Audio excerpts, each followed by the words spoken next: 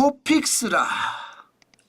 코픽스는요 8개 은행이 자본을 조달하는 비용 지수를 코픽스로 갑니다. 대출을 내주려고 그러면 자본을 조달해야 되잖아요. 그 비용 지수가 코픽스예요. 여기에다 가상금리를 딱 붙이면, 가상금리라는 게 뭐 점포도 운영해야 되고 인건비도 내야 되고 이런 게 있잖아요. 가상금리를 딱 붙이면 대출금리가 됩니다. 그래서 코픽스가 어떻게 움직이는지가 굉장히 중요하거든요. 지금 코픽스가 어쨌든 내렸습니다. 신규 취급액 기준으로 2024년 10월 3.37%입니다. 9월엔 3.40%였거든요.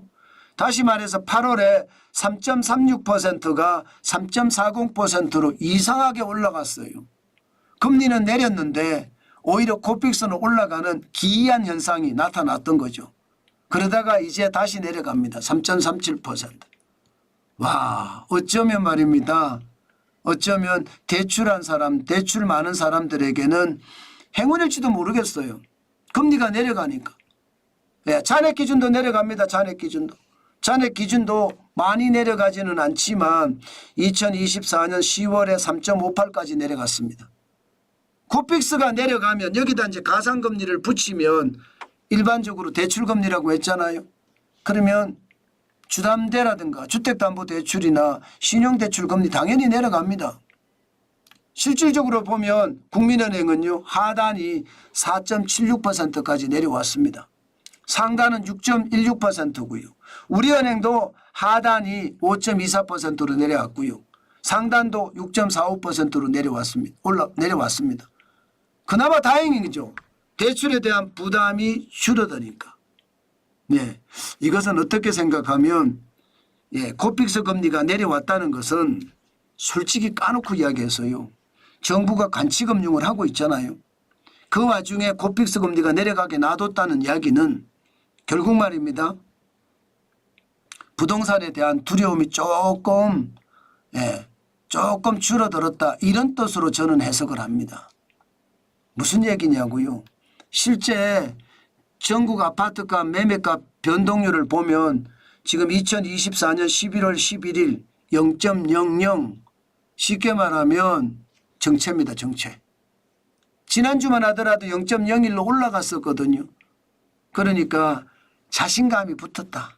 아, 이제 집값을 잡는 데는 자신감이 붙었다.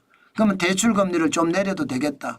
그래서 가상금리가 올라간 것은 아닌가, 저는 그런 생각을 한다는 뜻입니다. 이게 그만큼 말입니다. 집값이 내려갈 수 있는 요소가 많아요. 실제로 서울 아파트 매물량 증가량도 보면 11월 14일을 보면 88,745건입니다. 이게 과잉의 기준이 85,000건이 넘어가면 완전 과잉이라고 하거든요. 매물이 너무 많다 이렇게 이야기합니다. 근데 88,000이니까 굉장히 많은 거죠. 게다가 1월 초 대비하면 20%가 늘어난 숫자입니다. 집을 팔자, 집을 팔자, 집을 팔자는 사람들이 많아져요. 집을 팔자는 사람들이 많아지면 가격은요 떨어지겠죠. 떨어진다는 가정을 금융당국도 하게 되면 야, 이제 집값에 대한 걱정을 좀 덜 해도 되겠네 이렇게 생각을 하면서 대출금리가 내려가는 것을 기준금리를 내리기 때문에 용인을 하고 있다. 저는 뭐 그렇게 지금 시장은 봅니다. 그런데 문제가 있어요. 문제가 있어요. 무슨 문제가 있느냐. 여러분, 금리를 내린다고 하더라도요. 이게 갑작스럽게 내리지 않을 거예요. 지금 신규 취급액 기준으로 기준금리를 내린 게 10월에 3.37%잖아요. 가장 높았을 때가 2022년 12월 4.29%입니다. 내렸다고 하지만 여전히 높은 숫자입니다. 여전히 높은 숫자예요. 잔액 기준도 마찬가지 여전히 높은 숫자입니다. 실제 대출금리도 이게 말이 하단이 국민은행은 4.76이고 우리은행은 5.24라고 하지만 5.24로 받을 수 있는 사람이 거의 없고요. 대부분의 상단에 가깝습니다. 그럼 6%의 금리잖아요. 6%의 금리로 대출을 받는다는 건 여러분 심각합니다. 저는 그래서 여러분들에게 말씀을 드리고 싶어요. 경기가 좋아지지 않는다고 계속 지표들이 나오고 있습니다.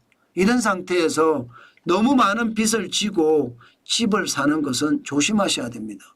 금리 쉬이 안 떨어집니다. 내년에 가면 금리가 확 떨어질 거라고 예상을 하지만 확 안 떨어집니다. 절대로요. 내년에 가면 오히려 금리가 올라갈 수도 있습니다. 미국이 보복관세를 매기면 미국만 보복관세를 매기겠습니까? 상대적으로 미국이 매기면 중국은 매길 거고요. 미국이 매기면 유럽도 매길 거예요. 미국이 매기면 우리도 매길 거예요. 보호무역주의가 전 세계의 어떤 무역 기조가 되는 거 아니에요. 그러면 물가는요 다 올라갑니다. 그렇기 때문에 물가가 올라가면 금리를 올릴 수밖에 없는 구조거든요. 그러면 금리가 쉬이 안 내려간다는 뜻입니다. 절대로 여러분 무리하게 경기가 좋아진다는 가정하에 나는 돈을 더 많이 벌 수 있다는 가정하에 무리하게 집을 사시는 분들이 있어요. 영권에 사시는 분들이 있어요. 저는 그러기보다 오히려 지금은 돈을 쌓아가라. 현금 내 돈을 쌓아가라. 그 말씀 강조해서 드리겠습니다. 저는 무조건 말입니다. 지금은 무리할 때가 아니다. 그 말씀을 여러분에게 지독하게 말씀드릴게요. 제가 지독하게라는 표현까지 쓰는 것은 그만큼 중요하다는 뜻입니다. 중요하게 지켜야 된다는 뜻이기도 하고요. 예, 저는 경기가 그렇게 썩 좋아질 것 같지가 않거든요. 예, 금리가 높기 때문에 계속 어렵다. 저는 그렇게 봅니다. 때문에 집값도 만만치 않을 겁니다. 때문에 조심하십시오. 진짜 조심하십시오.